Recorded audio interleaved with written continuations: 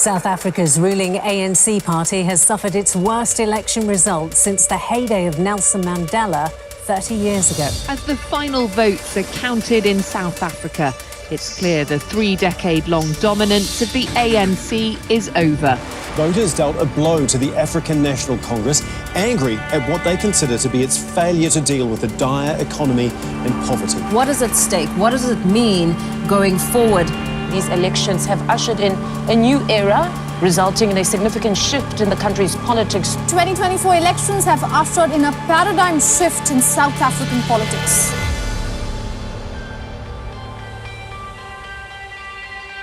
On the 29th of May 2024, South Africa changed forever. Millions of people cast their votes at the ballot box, making their voices heard. And for the first time in 30 years, the ANC lost its majority rule. The result, sending shockwaves through the country, ignited a renewed sense of hope. With the Democratic Alliance cementing its position as the party of good governance, protector of the Constitution and rule of law, with a zero tolerance for corruption. This monumental shift in South African politics has led to the formation of the Government of National Unity, anchored by the Democratic Alliance. In government, no single party enjoys a majority, transforming the South African Parliament into a battleground for ideas. Now, with far greater influence over policies and a track record of getting things done, the Democratic Alliance commits to a government that promotes job creation, economic growth, and most importantly, placing the needs of the people first. 2024 will forever be remembered as the year everything changed. But after 30 years of the Democratic Alliance rigorously opposing the ANC, how is it that now these two parties are working together in government? Unless South Africa spent the next 5 years after the election getting the fundamentals right, South Africa was going to end up as a failed state.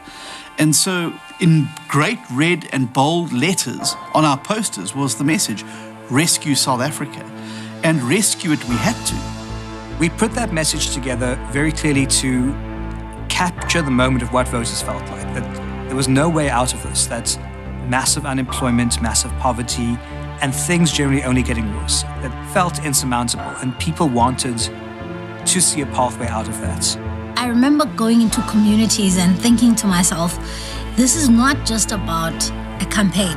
Talking to people, knocking on doors, and you just realize just the severity and just how bad life had become. The country just couldn't afford to spend another 5 years under an ANC single-party government. And so 2024 really was make or break. We've got this massive unemployment rate. Hope levels are really down. People were becoming tired of hearing the same story.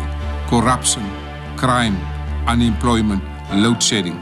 You realize that, goodness, regardless of what the outcome of this election is, we have to do better by South Africans. And so it was an inherent sense of being on a burning platform, that something had to change in this election, something had to be different in order for us to ignite hope again in South Africa, ignite a prospect for a better future for all South Africans. And that for the very first time in 30 years, the door was open for the ANC to lose their majority.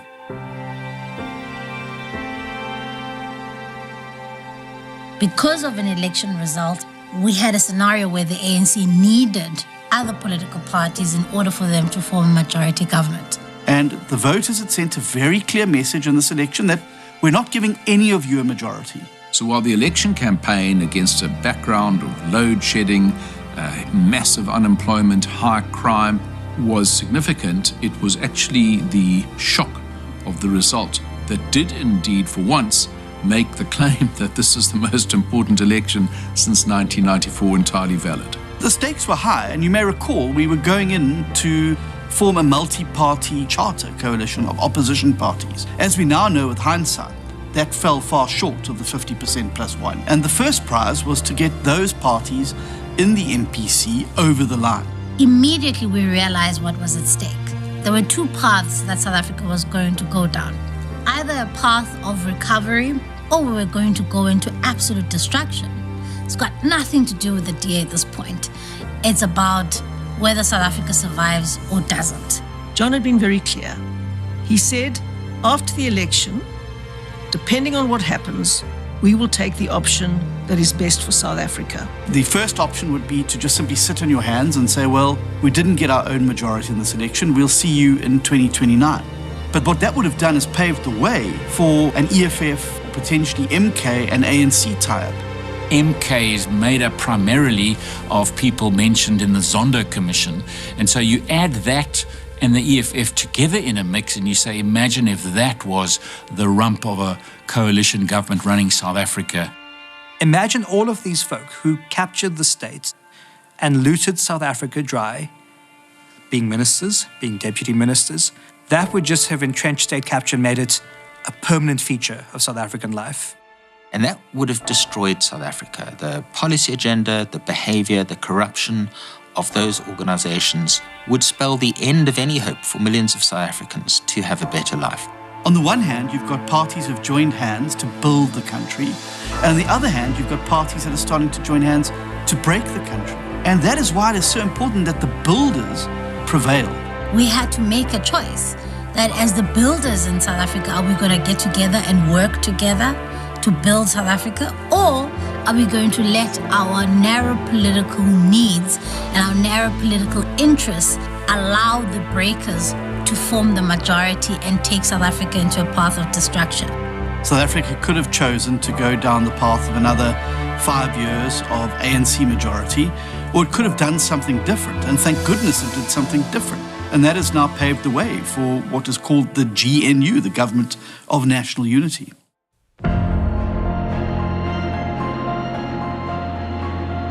The only option arising out of that election was whether the ANC would go into coalition with the EFF and MK, or whether they would go into some form of coalition with us. The ANC were coming to terms with the fact that they had lost their majority. There was a sense of disbelief almost. Coming to them 3 days after they've lost an election spectacularly and saying to them, let's talk about the future of the country, was difficult. The reality set in on both sides that this is something we had to do because the alternative was too awful to contemplate. Overnight disinvestment, capital flight, the likes of which we've never seen before in this country, and a massive loss of confidence in the South African economy. Those were the choices that we were facing. We have 60 million South Africans who are looking to us and who are asking us, what are you going to do about my situation as a South African? It really would have been a catastrophe had MK and the EFF linked up with the ANC. And that was what we had to stop. So when we realized that we were going to embark upon a negotiation process, and that would include the ANC, the first thing that I had to do as the leader of the party is to put together a negotiating team. The team was very interesting. We had interesting dynamics, and I think we complemented each other well. Inside the DA negotiating team, we had a lot of debates. We had a lot of robust disagreements on tactics, but generally, at the end of the day, we were aligned on what we wanted. How are we going to play this? What is our game going to be? How are we going to be speaking to these members of the ANC who we've been fighting with for 30 years? That team then went out and started to meet with the ANC team, and the ANC team also was a bit of a moving target. There were some people in and then some people out, and of course coming back and shuttling back to me and saying, well, this is where we're sitting at the moment. Do we push for this? Do we push for that? But eventually the two teams were meeting each other pretty regularly in Joburg. And some of them were tough. I mean, I remember 2 weeks into the negotiations and I started thinking, I don't think we can pull this off. Some days we felt it was all over, other days we felt there was still hope. When the ANC didn't rock up to one of the negotiation sessions, we thought, well, that's it, it's over and done with. People are saying an agreement is imminent, and then we see in the Sunday Times that the two of you are fighting, these things are collapsing. You did feel the weight of the country on your shoulders. Having to make decisions in this pressure cooker of an environment, both internally and externally, that pressure is immense. For a full month, the country almost held its collective breath, wondering what's going to happen. And eventually it just came down to the president and I sitting in a room And instead of taking a letter, I took a bottle of wine. And I said, right, I'm not bringing letters anymore. I'm bringing a bottle of wine, and I'm not leaving here until this deal is sealed. The statement of intent, I remember, was signed at the 11th hour, literally about 10 to 15 minutes before we had to elect the president.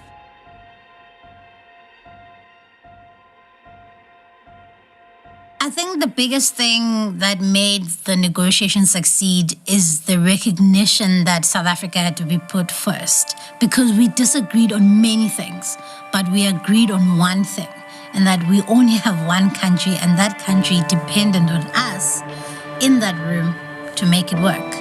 President Ramaphosa now heads the Government of National Unity as the president. We have 6 members of cabinet. We've got 6 deputy ministers, but also a number of key positions now in Parliament. And so the DA is now front and centre in both the legislature and the executive.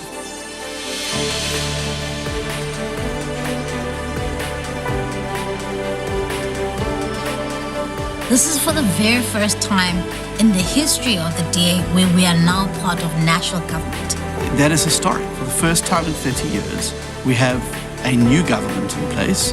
For the first time in 75 years, no single party has an outright majority. And then the DA has a lot of governance experience. We don't only talk about governments, we've been in governments, we've turned them around. And we want to bring that experience and that expertise and that knowledge and know-how to bear now at a national level. Now that we've been given an opportunity to govern at a national level, this is an opportunity to show people that we will make a difference in your life. Our single most important priority in the government is growth and jobs. That's the metric that counts. That's what the party's focused on inside the government.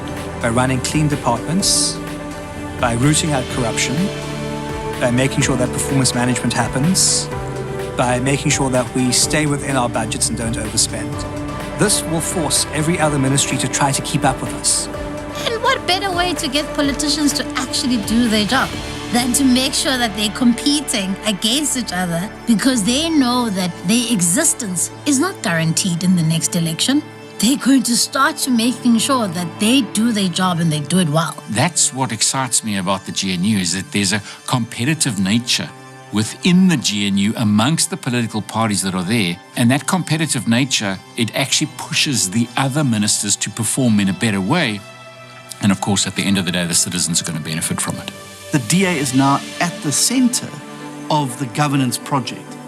We've got ministers and deputy ministers who are grateful that they can make a difference to South Africa's lives, who have got ideas, who've got energy, who've got focus, who've got drive. Leon Schreiber already been able to halve the visa backlog at the stroke of a pen. Things that have been sitting on the sidelines for 10, 15 years. Dean McPherson going after the construction mafia really hard, reducing expenditure. Siviwe Gwagube taking the fight to the 9 billion rand tender that was about to be awarded to a single company. These are huge areas where the DA can make a difference. We will now have proper executive oversight. We will have proper parliamentary oversight. Even colleagues in the DA must hold other colleagues in the DA to account. In the end, that makes for better government. What you have now is a mixture of political parties exercising oversight over each other. And that is something we could not say in the past. We could make noise, we could shout from the sidelines, we could alert voters to trouble coming up on the horizon with bad policies. We could not act as a brake on it. Now we actually can. So adopting the policy is easy. Saying you've got priorities is easy. Getting stuff done is what governments need to be better at. And so, for all of those reasons, the DA offers real hope for South Africa and brings a package that can ensure we succeed.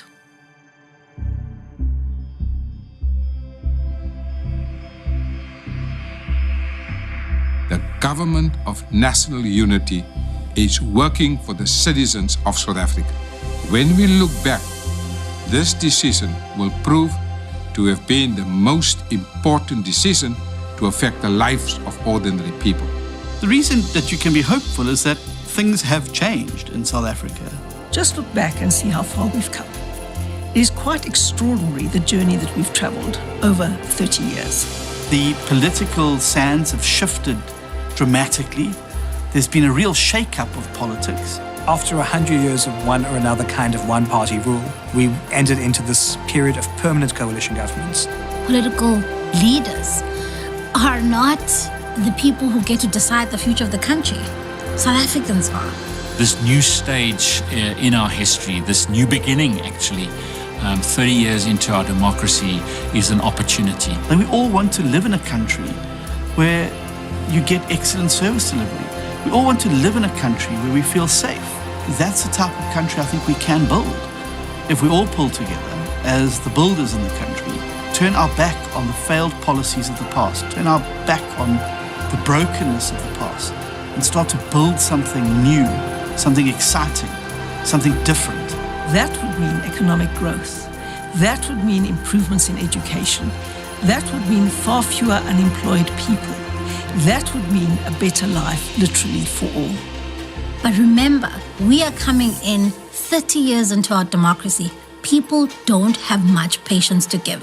They want results and they want them soon. And so that is the kind of clock that is ticking.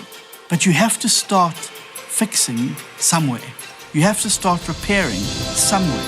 And you have to start getting things done sometime. And that time is now.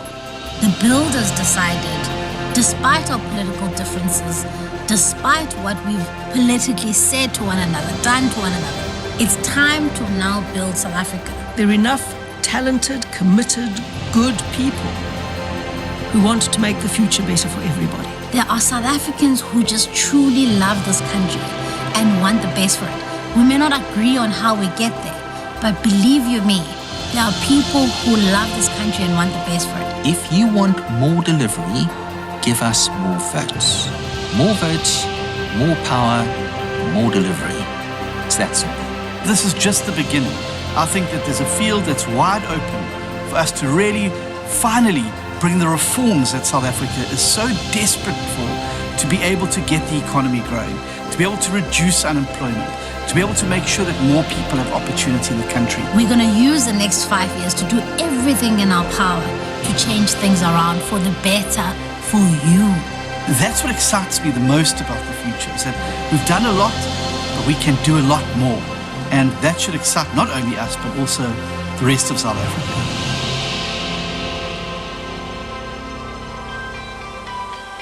The mission to rescue South Africa has only just begun. The Democratic Alliance is building a country for all South Africans in which every person has the opportunity and the means to improve their lives and to contribute to a prosperous, free society. With a proven track record of good governance and getting things done, the Democratic Alliance is the stable anchor of the government of national unity. And with your support and votes, we can do more in your town, your city, and province. So strengthen our hand, and we will strengthen the country.